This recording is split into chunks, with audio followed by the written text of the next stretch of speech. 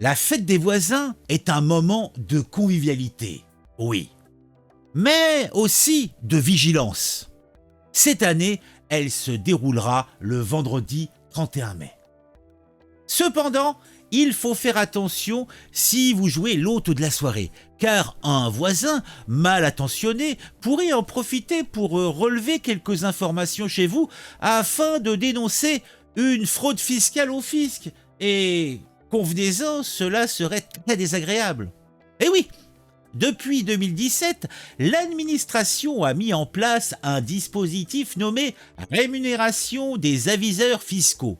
Pour faire simple, une personne dénonçant une fraude fiscale avérée touche une rétribution de la part du fisc. Eh oui. Alors imaginez au départ pour les fraudes à l'échelle internationale, le système a été élargi pour monsieur et madame tout le monde. Vous pouvez ainsi vous faire dénoncer par votre ami, votre conjoint, un voisin ou encore un collègue de bureau. Et le pire dans tout ça, c'est que ce sont souvent les proches du fraudeur qui le dénoncent. Des conjoints en conflit avec leurs partenaires, des frères et sœurs qui ne s'entendent pas, ou encore des comptables qui décident de ne plus cautionner les pratiques frauduleuses de leurs clients. Alors, comment cela fonctionne-t-il ?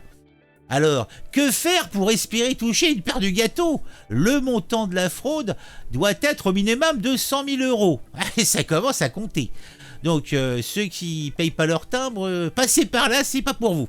Alors, vous devez directement vous adresser au fisc par courrier, téléphone ou par mail en justifiant d'un maximum d'informations pour vos acquisitions, cela va sans dire. Toutefois, si vous n'êtes pas à l'aise avec l'idée de dénoncer votre voisin vous-même, un avocat pourra vous aider dans votre mission.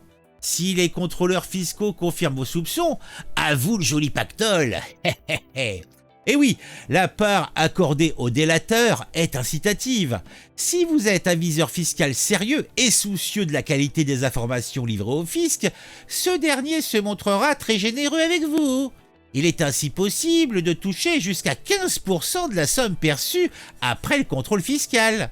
D'ailleurs, la récompense est si intéressante que le ministère de l'économie a constaté une hausse notable de bons, entre guillemets, citoyens dénonçant les mauvais, entre guillemets aussi, quand même, de 2017 à 2021.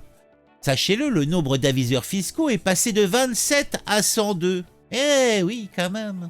Ce dispositif s'avère bien sûr très rentable pour l'État, puisque depuis 2017, l'administration a versé à son équipe d'aviseurs fiscaux la somme de 1 830 000 euros. Et oui, en retour, le fisc a récupéré plus de 60 fois sa mise en collectant plus de 110 millions d'euros. Alors, êtes-vous prêt à dénoncer votre voisin pour toucher une jolie récompense ? Eh bien moi, je n'en ai aucun doute. Vous êtes tous des margoulins, des va-t-en-guerre, des pisses pas loin. Moi, je vous le dis. Bon, après, la mariée est peut-être trop belle.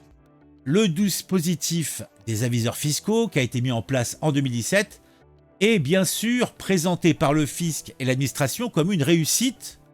Oui, le pouvoir public ne va pas dire le contraire. Cependant, soyons clairs, son extension progressive à des fraudes de moins en moins importantes, puisque vous savez, avant c'était minimum 100 000 euros, et la pérennisation de ce dispositif, qui est mis dans la loi de finances 2024, et qui a été adopté, alors là sachez-le, en 49.3, tout cela n'est pas beau, tout cela n'est pas propre, soulève quand même quelques questions. Pour résumer le dispositif, celui-ci permet à des personnes de fournir des renseignements relatifs à une fraude fiscale à l'administration fiscale en échange d'une indemnisation en espèces sonnante et trébuchante.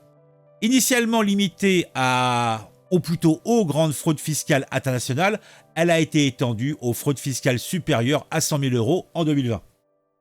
Cependant, ce dispositif n'est pas exempt de reproches. Déjà, tout d'abord, son efficacité est discutable. Entre 2017 et 2021, la Direction nationale des enquêtes fiscales, DDEF, a reçu 317 demandes d'indemnisation, mais seulement 5 ont abouti à une indemnisation, soit un taux de réussite de moins de 1,58%. De plus, sur les 110 millions d'euros recouvrés grâce à ce dispositif, une seule affaire a représenté 93% du total, ce qui montre que le bilan est en réalité peu concluant. Ensuite, l'aléa de l'indemnisation pour l'aviseur est un véritable problème. Le montant de l'indemnisation est fixé de manière discrétionnaire par le directeur général des finances publiques, sur proposition du directeur de la DDEF. Il n'existe aucun barème en fonction du montant des redressements, comme cela se pratique aux États-Unis. Les montants estimés d'impôts éludés, l'intérêt fiscal pour l'État et le rôle précis pour l'aviseur sont des notions floues et non définies dans la loi. De plus, aucun droit à l'indemnisation n'est prévu pour l'aviseur fiscal. Oui, c'est à la discrétion... Oui, peut-être, mais donc peut-être on ne va pas donner. La décision d'attribution d'une indemnisation étant discrétionnaire, comme je viens de vous le dire. Elle est susceptible de recours pour l'aviseur. Pour résumer, c'est-à-dire qu'un aviseur, donc la personne qui amène une affaire, eh bien, si on lui dit en face, si l'administration fiscale lui dit non, on vous donne rien, eh bien, l'aviseur n'a aucun moyen de se retourner contre l'administration fiscale. Dans le cululu, pour résumer. Enfin, sachons que le sort des aviseurs antérieurs à l'entrée en vigueur du dispositif est des plus problématiques. Les aviseurs fiscaux qui ont inspiré ce régime se voient refuser une indemnisation par l'administration au motif que les renseignements fournis seraient antérieurs à l'entrée en vigueur de la loi. Cette jurisprudence est contestable du fait du principe d'application immédiate de la loi, vu la situation en cours. En conclusion de cette vidéo, je vous dirais que ce dispositif avec les aviseurs fiscaux est loin d'être aussi performant et satisfaisant que vous pourriez le croire, même si vous voulez, je vous ai enthousiasmé. Son extension, bien sûr, est intéressante pour le pouvoir public, puisque même si elle n'est pas très efficace, un sou est un sou, et sachant surtout qu'ils ne s'engagent à rien.